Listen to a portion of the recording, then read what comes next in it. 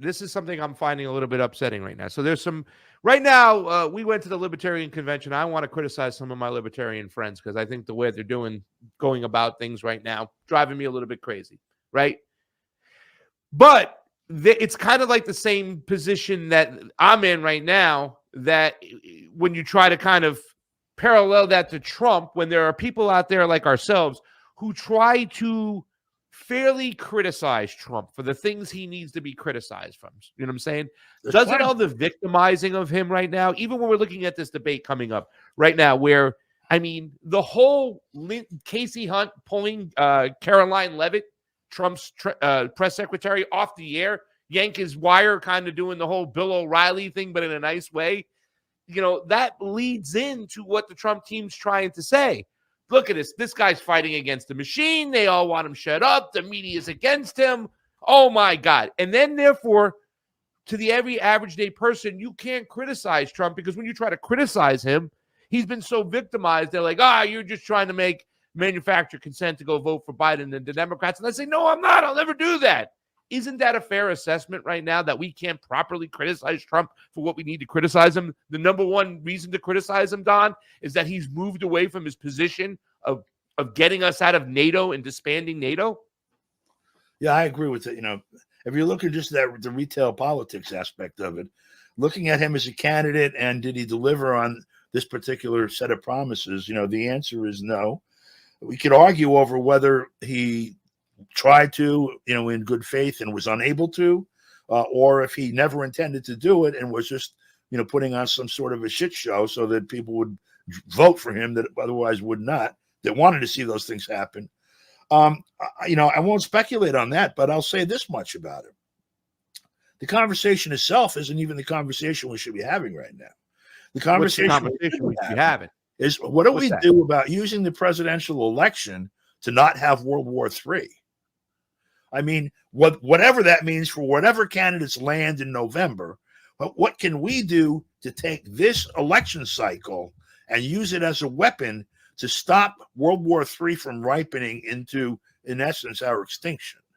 And so, you know, all of the other things are only really relevant to the extent that they're measured against that. Does this help us to stop this war?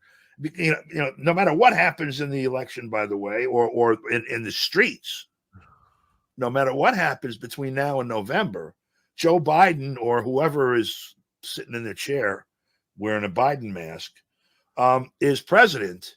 And that policy that they're pursuing, unless we find a way of stopping them from doing it, is going to be pursued until at least January 20th. That's assuming a lot of things, like the election takes place, like they don't start sending out black trucks and helicopters to pick us all up and cart us away, that Biden or Mark Miller or, you know, Kirby or any of those creeps give up the office on January 20th if whoever the Democrat is that it loses. Assuming all of that, we still have this big problem, which is that they have control of it until January 20th. They've got all the troops in NATO and everything. I mean, if you look at this as, look at Operation Barbarossa, one of the last great invasions of the 20th century, you know, basically of the whole mode of conducting warfare that goes back maybe 2,000 years or so. You assemble the troops and equipment at the border, and then you crack the border and you go in. Even that, if you looked at like an aerial map that didn't exist day by day up to the point that started, you could see that this took a tremendous amount of effort to deploy people and materiel to the position where they could begin. Okay, if you look at what's been happening in Europe over the last 5 years or even since 2014, well, or wherever you want to start, but they've been pre-positioning World War III, you know, gradually but steadily moving. You know, they've been moving all kinds of officer functions in the U.S. military and NATO over to places like Poland and Romania, so that because they know the war they're planning is going to be against Russia, and so they're positioning themselves for that. Well, you know, if you look at where it is now, it's fully installed. And you've still got, from now till January 20th, again, assuming that everything is on the up and up and they lose the election and they walk out and don't start the war on the way out. I don't know what we have to do, but whatever this whole election cycle is about, we have to figure out how that becomes a crowbar that we can use to smack them in the friggin' skull or something and stop this. I don't know how you do that, but it seems like people, when I put this question up, how do we, the people, use this general election to stop World War III? Most people say you got to vote Donald Trump because he's the lesser of two evils. He didn't start wars. The question that's rolling along the bottom is, will our foreign policy be really that different under a second Trump presidency? I mean, because we did praise him for the work he just did here in North Korea, but he did set the table for a lot of, saber rattling with China, and so goes Russia, so goes China. People have to understand that. I don't think they're understanding that too as well, Don.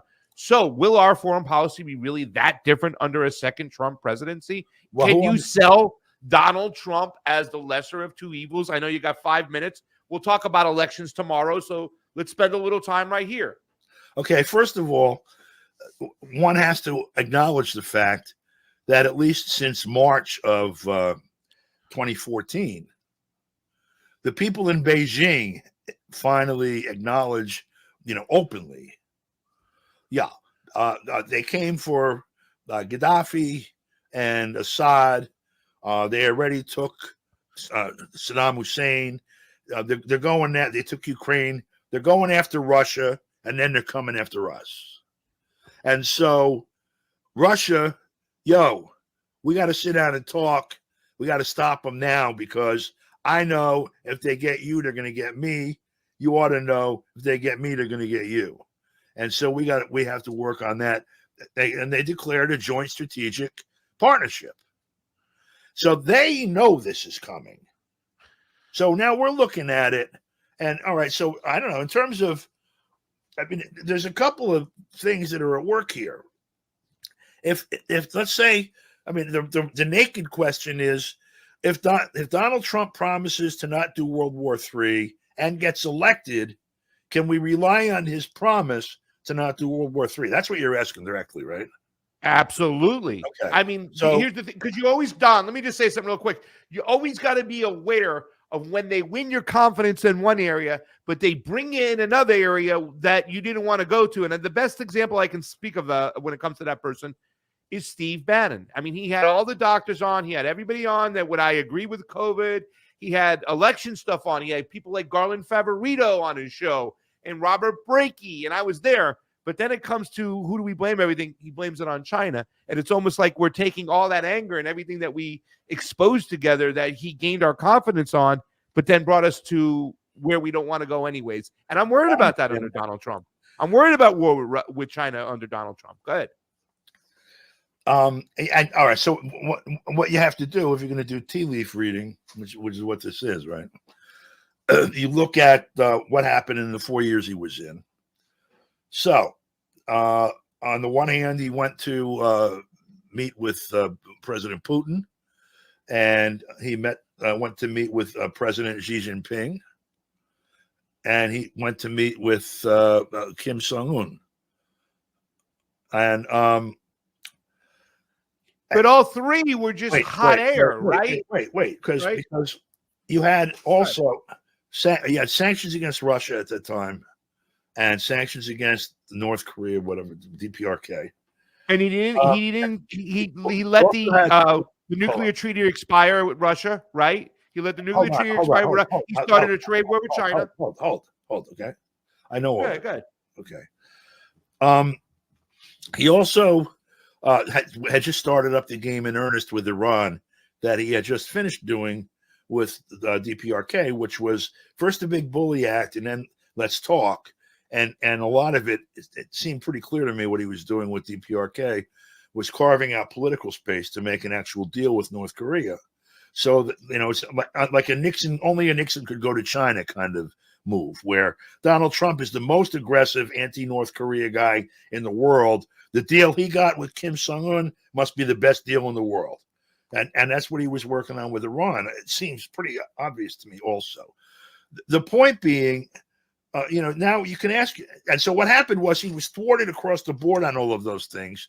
When he came back from meeting with Putin, on the editorial page in the New York Times, also in the book section, the Sunday Times book review section, there was an actual book doing this. They were calling for Trump to be prosecuted for treason, and the death penalty was mentioned, okay? And there was a book that was a fantasy about killing Trump that was put on the list and moved up the list.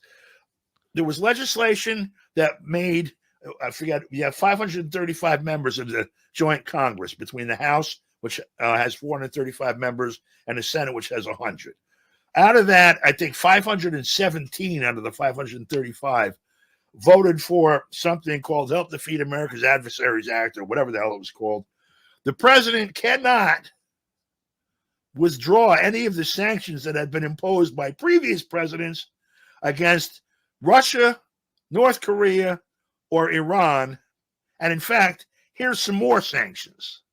And they voted it to a point where Trump knew if he vetoed it, it was going to be a cakewalk to override the veto, because they only needed 2/3 vote to do that, and they had already a 95% vote.